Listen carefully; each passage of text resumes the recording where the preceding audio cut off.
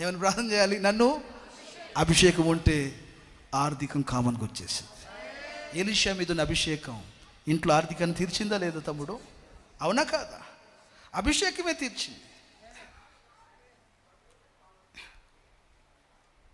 ఇదిగో ఇది ఉంచుకో, ఇది ఉంచుకో, ఇట్లా ఉంచుకో, జోలు పెట్టుకో, ఉంచుకో, చూసుకో.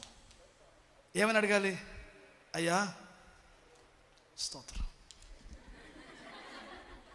ఇది వద్దయ్యా, నాకేం కావాలి? ఏం పాస్టర్ అటు వెళ్తావు పెట్టినారా? ఏంటది? ఇది వద్దయ్యా, నాకు ఇలాంటిది వద్ద, దీంతో నన్ను తృప్తిపరచొద్దయ్యా, నాకేం కావాలి? నాకు అభిషేకం ఇయ్యయ్యా.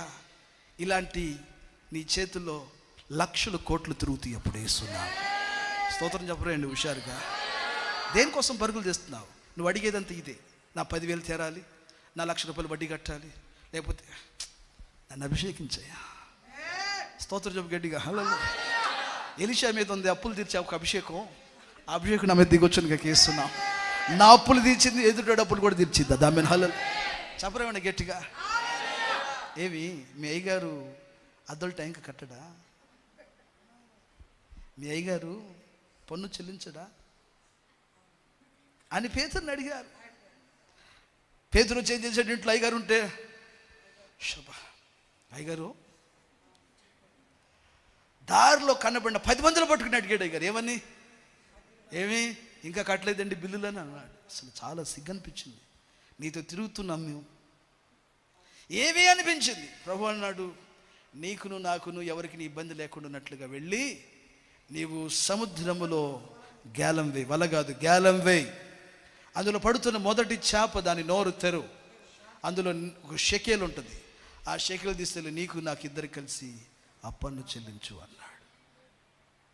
స్తోత్రం చెప్పు గట్టిగా. ఆ బిల్లులన్నీ కట్టి అభిషేకం ఎక్కడుంది? యేసు ప్రభు మీద. మీకు అర్థం కావట్లేదు. There is power in anointing. దేవుని అభిషేకంలో శక్తి ఉందన్న. స్వస్థత కావాలా? అనాయింటింగ్ అడిగేస్తున్నాము. స్వస్థతనే ఇవ్వదు, అవయవాలు నూతనం చేస్తుంది. అవయవాలు నూతనం చేయడమే కాదు, దానికి వారంటీ పెంచింది. దేవుని స్తోత్రం చెప్పు గట్టిగా. హుషారుగా చెప్తారు హల్లెలూయా. కొంతమంది స్వస్థత పొందుతారు, త్వరగా చనిపోయే వాళ్ళు ఉంటారు, మరలా అవయవాలు పాడైపోతాయి. నువ్వు దేవుని అభిషేకాన్ని అడుగు, అది బాగుపడడం మాత్రమే. ఒకవేళ బాగుపడకపోయినా సరే ఆరోగ్యం మాత్రం నీకు మంచిగా ఉండదు. యేసుని నామమున దేవుని స్తోత్రం చూద్దాం గట్టిగా. హల్లెలూయా. ఏం కావాలి మన జీవితాలలో? ఒక మహిమ కలిగిన సాధనంగా నువ్వు మారాలంటే I need anointing, I need anointing. నాకు ఒక అభిషేకం కావాలి, నాకు ఒక అభిషేకం కావాలి. అడగండి దేవుని ఏం అడగాలి? నీకు ఏ విషయంలో అభిషేకం కావాలో నువ్వు అభిషేకం అంటే దేవుని స్తోత్రం చెప్పాలి గట్టిగా.